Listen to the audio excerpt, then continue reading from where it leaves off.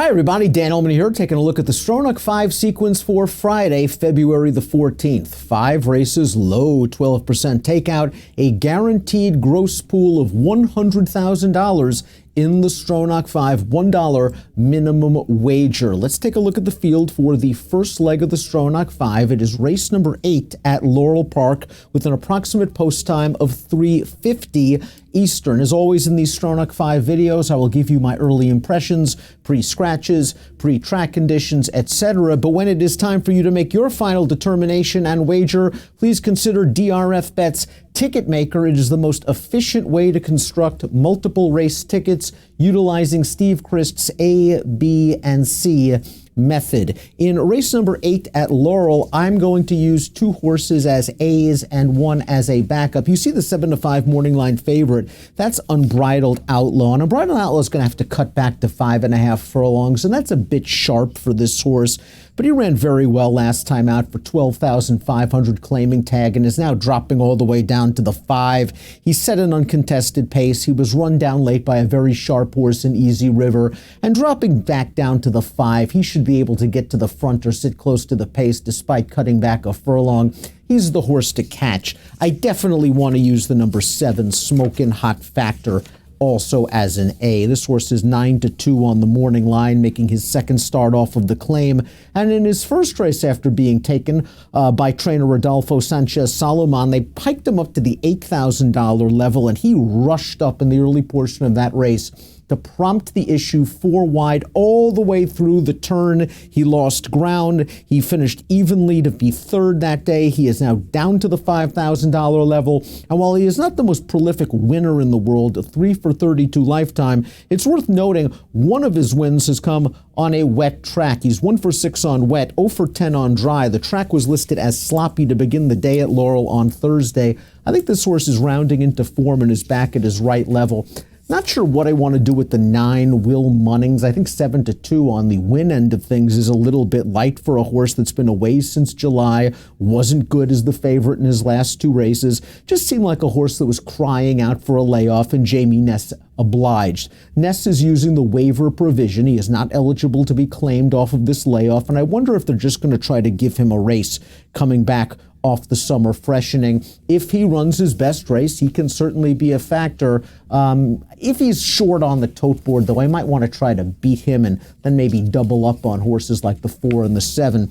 They're my A's. Will Munnings, I will have to make a determination on whether I'll use him as a backup. Let's move down to Gulfstream Park for one of 2 races in this week's Stronach 5 from South Florida. Leg B is race number 7. It's at a mile on the turf. It's a $40,000 condition claimer, now winners of 2 life. The 6 I Am Magical, the 9 Strella's War, those are the 2 horses I'm really interested in. I Am Magical is making her 3rd start of the layoff. She is dropping from an allowance to a $40,000 condition claimer, a double drop in class, and she is removing blinkers. There are a lot of angles here for a red-hot trainer in Patrick Biancone. Last time out, she didn't break very well. She ended up 3 wide going into the first turn, 3 wide on the final turn, and she just didn't finish with any kind of interest. Dropping in class, this should give her her best opportunity to get her first win here in North America. The 9 Strella's War also drops in class. Now, you might think that those Tampa Bay allowance races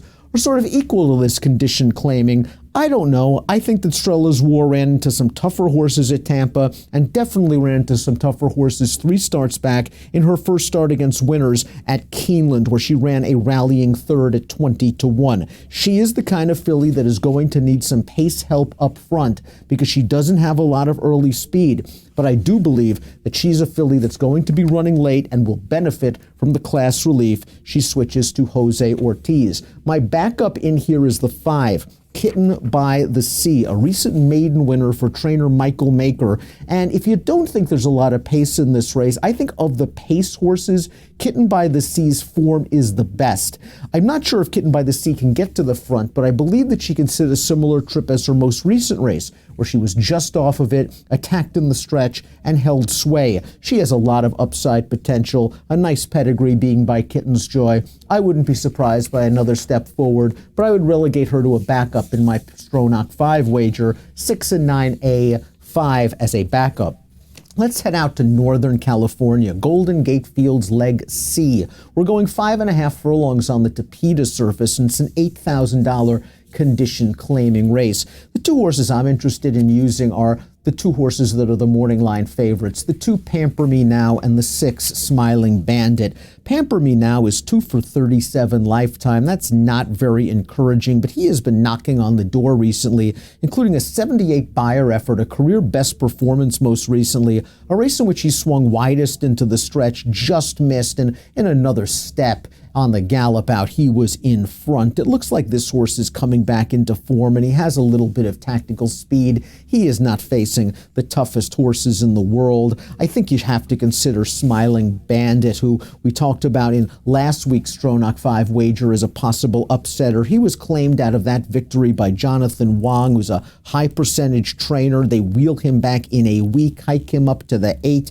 He just seems to fit here. Now, if you didn't like that race at Golden Gate last time, I can understand it, because he had a very nice trip, saving ground, splitting horses, and then winning in a true blanket finish. There might have been 5 on the line, but Smiling Bandit has been very consistent from a Beyer's speed figure standpoint, and is another horse that should be running late in here. The 2 and the 6 are the ones that I'll be keying on in leg C of the Stronach 5. Let's move to Santa Anita for leg D, 1 mile on the turf. It is also your DRF race of the day for Friday, which means that you can download free formulator past performances for leg D of the Stronach 5 on the race of the day event page at DRF.com, plus get expanded analysis from myself and my colleague Mike Beer. From a Stronach 5 standpoint, this is a tough race.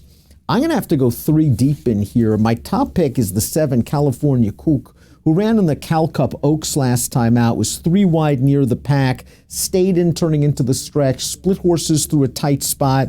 I thought finished well, galloped out nicely. I think this is a filly with a good amount of upside.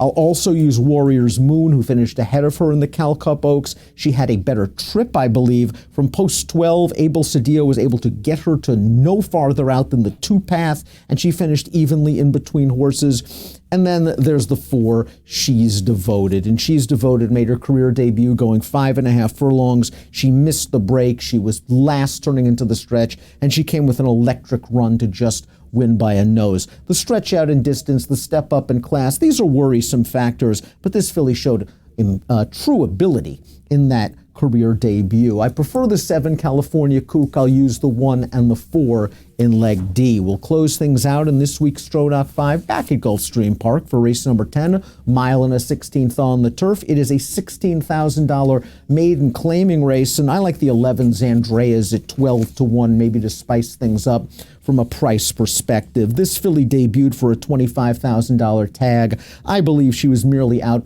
for a learning exercise that day. She was dismissed at 51 to 1. She didn't break very well. She was taken immediately back to near the rear of the field. She ended up on the rail, and she finished with a little bit of interest, a little bit of sneaky interest in between horses. I think she benefits with that race under her belt and 1 subsequent half-mile breeze, and she now drops from the 25 to 16. I think this is a horse that you might want to keep an eye on at a price, the 11 Zandreas. 2 shorter priced options I also want to use are the 1 I'll Do It My Way, who gets back on turf, and the 4 Big Boss Lady, who gets back on turf, and that's their surface. I'll Do It My Way has shown speed, draws the inside post, has never been in this cheap on turf, and I think you're going to know I'll Do It My Way in the early portion of this race. 6 to 1 on the morning line. Big Boss Lady, 2 starts back, didn't break very well, steadied going into the first turn, ended up in a decent trip after that, and then was just second best to the favorite. She now halves in price off of that effort, and this is the cheapest she's ever been in her career. She just seems like a good fit with her tactical speed. And if I was going to use a deep backup, the 6 Better Begin might be the one, although at 3 to 1 on the morning line, I might just try to throw her out altogether. Yes, she's run competitive Beyer speed figures, but I'm not sure I just see an edge on her. If you like other longer priced horses earlier in the sequence, definitely include the 6 Better Begin, but I'm going to lean towards the 11, the 1, and the 4 in the final leg of the Valentine's Day Stronach 5, $100,000 gross pool guarantee, $1 minimum wager, low 12% takeout. It all kicks off at Laurel, race number 8, with an approximate post time of 3:50 p.m. Best of luck.